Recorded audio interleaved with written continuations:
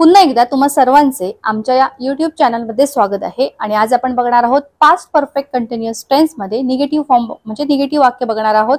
मागील व्हिडिओमध्ये आपण त्यामध्येच पॉझिटिव्ह कन्सेप्ट बघितली, पॉझिटिव्ह वाक्य बघितली आणि आता आपण त्यामध्येच निगेटिव्ह वाक्य बघणार आहोत। कोणता टेन्स आहे? पास्ट परफेक्ट कंटिन्युअस टेन्स म्हणजे चालू पूर्ण भूतकाळ। ओके, तर मागील व्हिडिओमध्ये आपण past perfect continuous tense affirmative सोडवली वाक्य, त्यावेळी आपण 11 नंबर दिलेला आणि आता आपण निगेटिव्ह सॉल्व्ह करणार आहोत। त्यामुळे 11 एन म्हणजे नॉटचा एन या ठिकाणी वापरलेला आहे।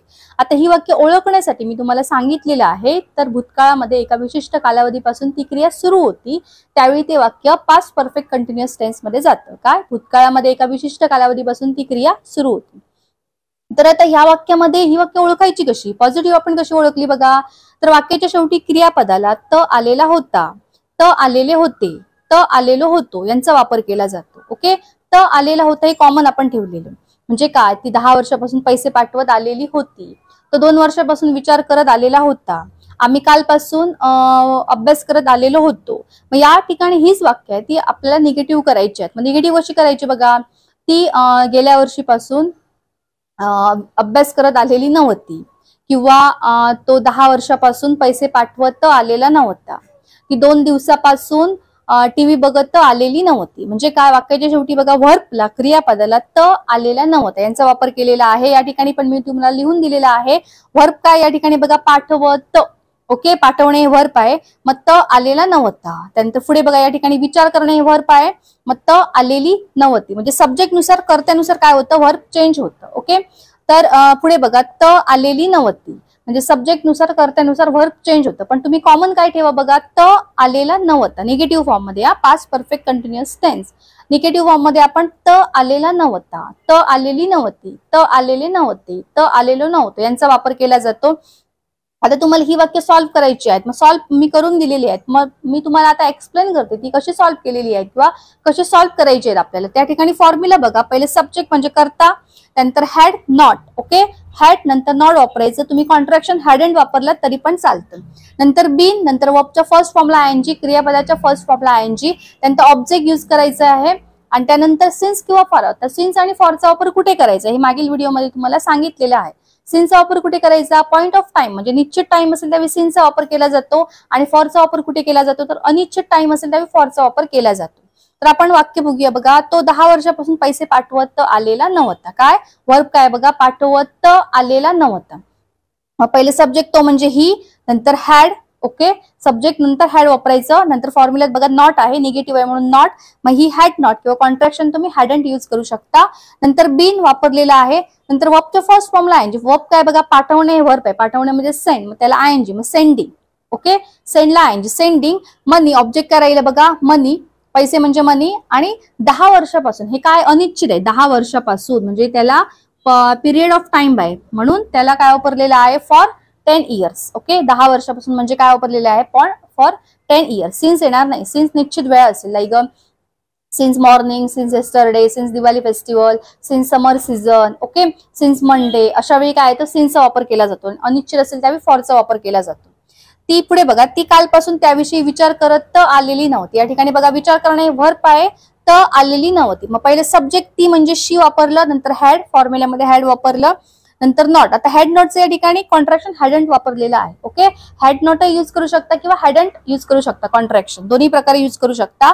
नंतर बीन, ओके, नंतर वर्बच्या फर्स्ट फॉर्मला आयएनजी। वर्ब काय बघा, विचार करणे म्हणजे थिंक, मग त्याला आयएनजी, मग थिंकिंग, थिंकला आयएनजी म्हणजे काय येणार? थिंकला आयएनजी, थिंकिंग। आणि याविषयी त्याविषयी म्हणजे काय? अबाउट दिस, हे ऑब्जेक्ट आहे, अबाउट दिस। आणि ऑब्जेक्ट काय बघा, कालपासून, कालपासून म्हणजे काय? सिन्स निश्चित आहे, कालपासून म्हणजे time sorry point of time दिलेला आहे। मग सिन्स येस्टरडे, या ठिकाणी फॉर येणार नाही, निश्चित आहे, त्यामुळे काय येणार? Since yesterday. काय? Since yesterday. पुढे बघा, ती सोमवारपासून त्याविषयी सांगत आलेली नव्हती। काय? त आलेली नव्हती। काय? त आलेली नव्हती, सांगणे हे वर्ब आहे, मग पुढे त आलेली नव्हती। कधीपासून? सोमवारपासून, सोमवारपासून। मग सोमवार निश्चित आहे बघा, सोमवार काय दिलेला आहे?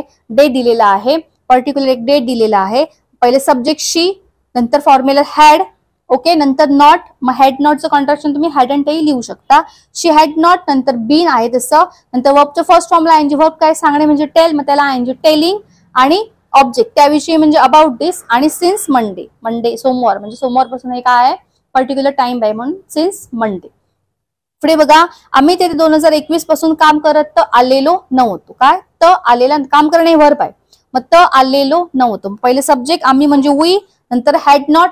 ओके, मग वी हॅडंट, नंतर फॉर्म्युला बीन, नंतर वर्बच्या फर्स्ट फॉर्मला आयएनजी. वर्ब काय बघा, काम करणे म्हणजे वर्क. मग वर्कला आयएनजी काय येणार, वर्किंग. काय वर्कला आयएनजी काय येणार, आयएनजी प्रत्यय. मग वर्किंग आणि देअर, तेथे म्हणजे तेथे ऑब्जेक्ट आहे. ओके, तेथे काय ऑब्जेक्ट आहे, देअर. आणि कधीपासून 2021 पासून म्हणजे इयर दिलेलं आहे पर्टिक्युलर, मग काय येणार, सिन्स येणार.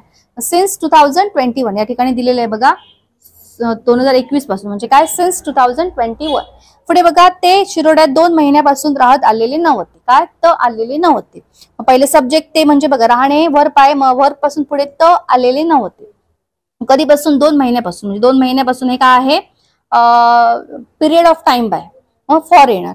ते म्हणजे दे, नंतर हॅड, नंतर नॉट, दे हॅड नॉट किंवा दे हॅडंट, नंतर बीन, नंतर वर्बच्या फर्स्ट फॉर्मला आयएनजी. स्टेइंग, राहणे म्हणजे स्टे, मग त्याला आयएनजी फॉर्म. स्टेइंग वर्बला आयएनजी वापरायचं आहे बघा, स्टेइंग.